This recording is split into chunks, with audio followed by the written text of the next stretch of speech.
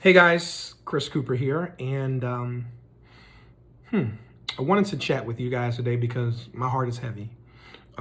Yet again, we lost another great black man in our community. And with everything that's happening all around the world, the death of Chadwick Boseman was so much greater than just a quote unquote person.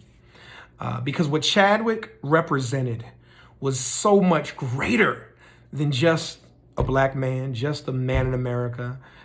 He's our first real black superhero. He played the role of the first, Supreme Court justice. He played, of course, the amazing, the incomparable James Brown, an incredible musician. And then even in 42, as he played the baseball phenom that we all know as Jackie Robinson. And as Chadwick's passing is rough. It's hard. I was crying last night. I mean, I literally was bawling last night. And I thought about it, and I thought about he was like the third piece. They say death always happens in threes. And there were three deaths this year that hit me hard. The first was Kobe Bryant. The second was John Lewis. And the third, of course, was Chadwick Boseman. These three men represented three distinct parts of the world and our community that brings everyone together. Everyone comes together through sports, through civil advocacy and civil rights, and of course through entertainment. And as I think about Kobe, John, and Chadwick, I'm reminded of something. And I read this quote, and I'll read it to you today, and I thought it was pretty powerful. And it says that being black in America is hard. It's hard to be and it's hard to do. It's hard to be and do because it's African with none of the history and American with none of the privilege. I'm going to say it again. Black is hard to do and be.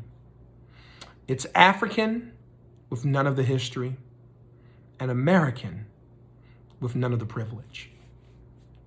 And as we find ourselves in this situation, this unique situation in which people are gone too soon. But what I understood about Chadwick, about Kobe, about John Lewis, is that each and every one of them understood that their purpose was greater than even the space or the arena in which they existed.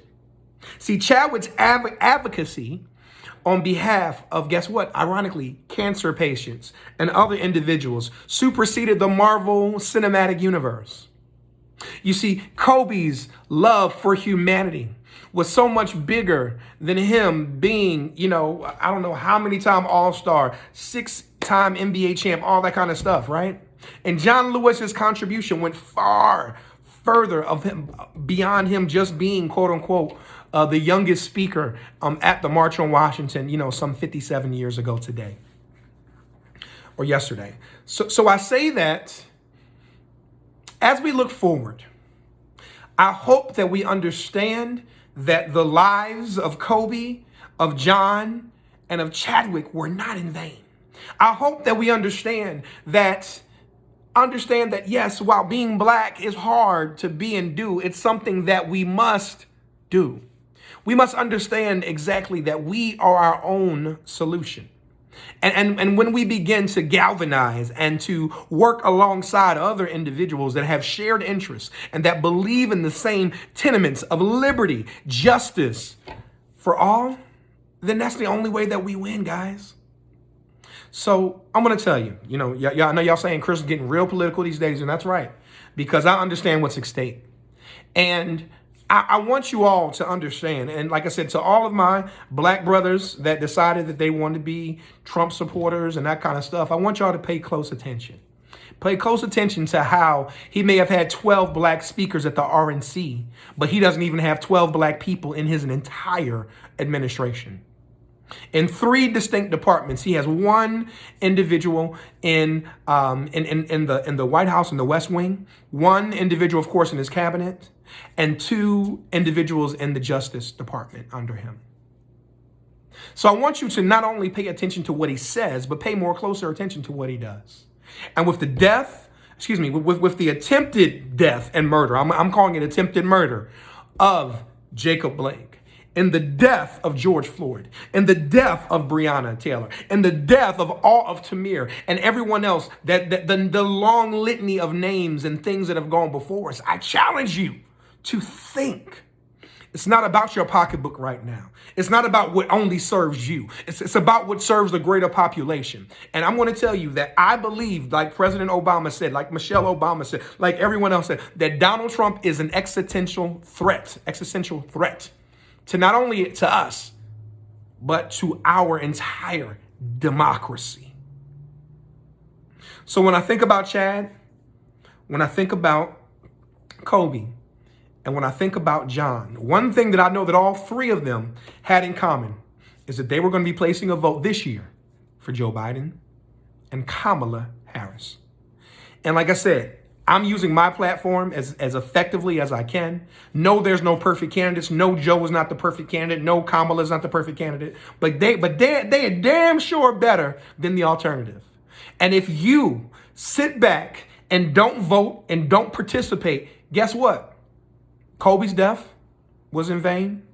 John Lewis's death was definitely in vain, and so was Chadwick Boseman's.